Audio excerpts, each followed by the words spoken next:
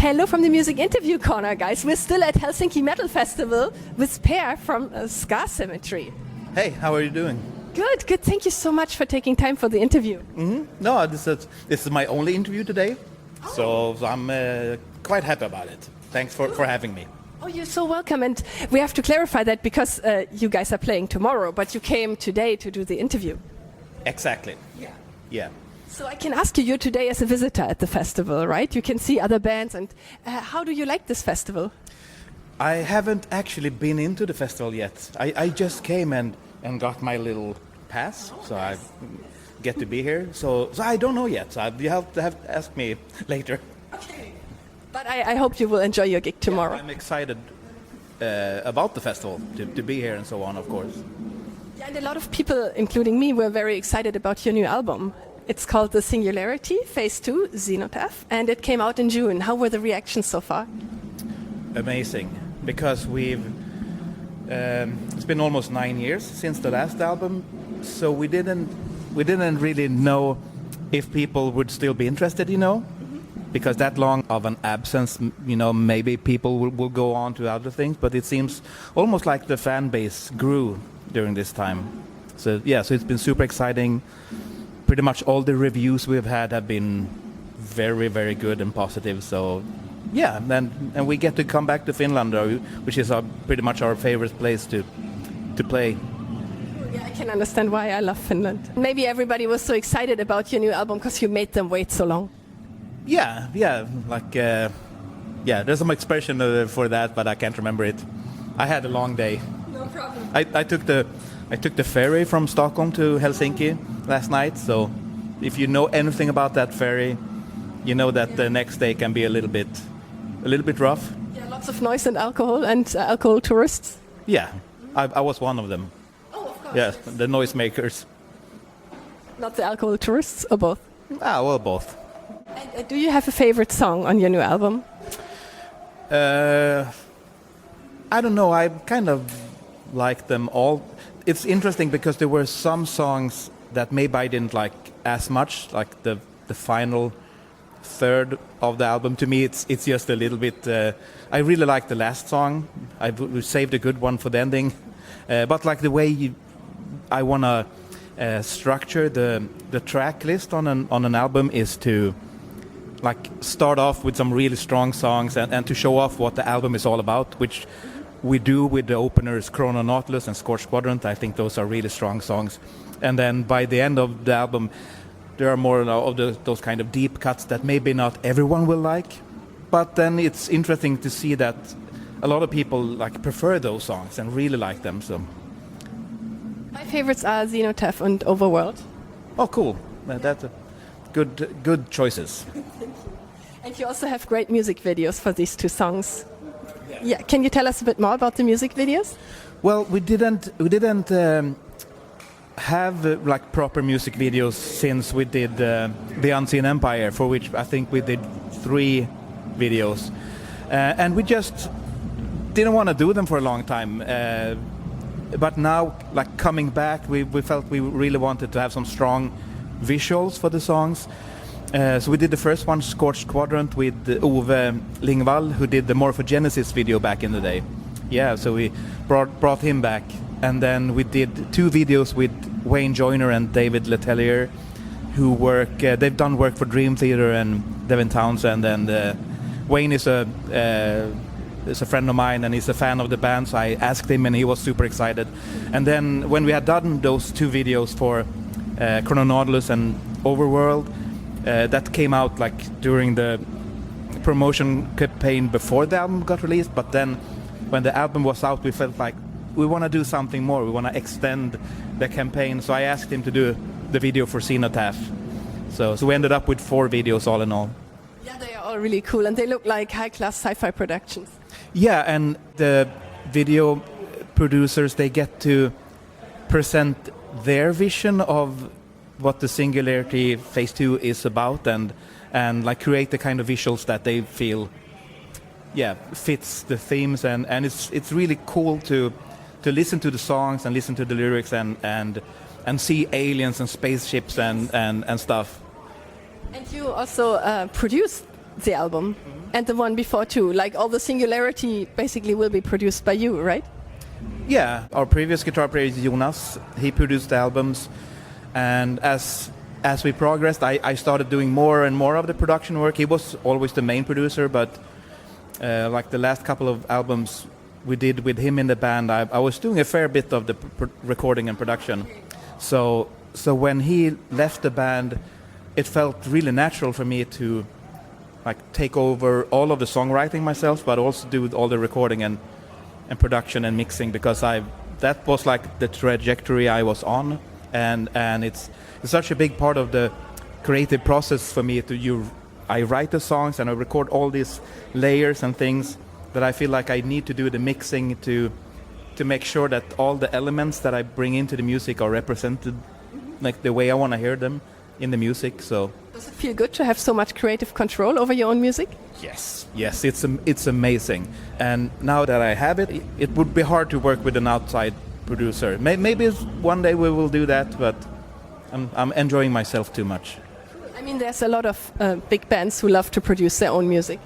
Yeah, I mean, there's something to be said about using outside producers as well, and I'm not opposed to do that for maybe other projects in the future, but this being sort of my baby now, yeah, I really want to have that tight control over things. I mean, your band has these sci-fi topics. What is your outlook on the future of humanity, especially when it comes to AI? Well, first, we write about these things, but we are no experts, or like we don't have any secret insights that because sometimes I get that question, like you seem to be like you can predict the future or something. Or do they ask you, are you a CIA asset? Yeah, pretty much. So I don't really know. I think it's very strange, like with all of the AI that's popping up, and it's really now it's like we're starting to get a glimpse of like where we're going with things, and like first and foremost, I think it's really exciting to think of AI as a kind of a tool for what we can do, but I think it's going to transform society in a way that it's really difficult to have a grasp of what's going to happen. What's going to happen, like with all the jobs that are going to be replaced and so on. Have you ever used ChatGPT? Yes, I have. I used it for a couple of posts when we promoted the album. We posted some of the artwork from inside of the CD booklet, and there's one picture where you see there's like the window from a spaceship, and you see down on Earth, and you see meteors and stuff. And I wanted to have something that's like a caption that sounded super like movie-like or an epic, and I tried to write it, but I couldn't come up with something that seemed epic enough. So I turned to ChatGPT and I asked it, like, can you write a short poem called Watchers from Beyond the Skies, something like that, and write it in the style of William Shakespeare. And it did, and I changed a few words, but like 98% was ChatGPT, and it's amazing, and it's written in a kind of language that I could never come up with, because I don't have that. But isn't that a little scary sometimes? It is, but instead of me like working, a long time to get something good enough going, I could just type this in and get something that I could work with, and and that is mind-boggling to me, and we're just seeing the start of it. Exactly, that's so scary. I heard the theory, I don't know if this would be maybe even a topic for a song, but what would happen if an AI would access through the internet a 3D printer and print itself a body? Have you ever thought about that? Not really, but if AI really gets like sentient, but even it doesn't need to get sentient. I suppose it doesn't need to be self-aware. It just if it has the means to like access things and like make its own decisions, and like some bad stuff can happen, I suppose. And what do you think about all the alien disclosure that's going on right now? Yeah, it's really interesting that it's happening around the time when we put out an album about that. Yeah, so yeah, I don't really have too many thoughts about that. I think it's when you see this, like the released videos of when they have like intercepted with like this, you see these little blurry things on their screens, and I'm like, I mean, they have these, you know, the drones and bombs and stuff that like that I've had for a long time, where the cameras, you can see details of, you know, from miles up in the sky, and the footage we have is super blurry. It's kind of weird, right? Yeah, it's like, why is it so blurry? But I don't know. Yeah, that's a good question to think about, maybe also for our audience. You have a pretty busy tour schedule. Now in the fall you will have some festival shows in Denmark and Norway, and you will also play 3 shows in Japan. Are you already excited for this? Very much, very much. We've only played Japan once in 19, but it was awesome. It's such a different place. There were audience members who were like in tears, like not because they thought it sucked, I suppose. Good, very good. Yeah. I hate you so much. So that was. It's interesting to meet the kind of fans we have there that are so super devoted, and it's just such a different culture. It feels like you're flying into the future. Yeah. And also the architecture and everything. Yeah, exactly. At least like in the cities, we never go out into the rural areas, of course, but everything seems so high tech, and all the food. Oh my God! Yeah, the food is amazing. We went to like a British style pub, and had the best like fish and chips I've ever had. Like, and I've been to England quite a bit, so that was interesting too. That they nailed everything with food. Yeah, and food for me is such a big part of traveling. It's like, what are you gonna do? Like, yeah, with your days, you wake up at the hotel and you get something to eat, and you go to sound check, and then you have something to eat, and then you do press, and then you do your show, and then you have something to eat. You know, so it's an important thing, and it's one of the nice things about touring is to get to new places and like try whatever food they have. Can I ask you, what's the craziest thing you and your bandmates have ever done on tour? If you want to share, or if something comes to mind. Oh shit. We can also skip it. Yeah, I can't really think of anything that is suitable for an interview like this. Oh, okay, so it was that crazy? Yeah. Maybe our viewers are really excited now. Yes. No, but that's okay. Shall we leave it like that? Do you have already plans for phase 3?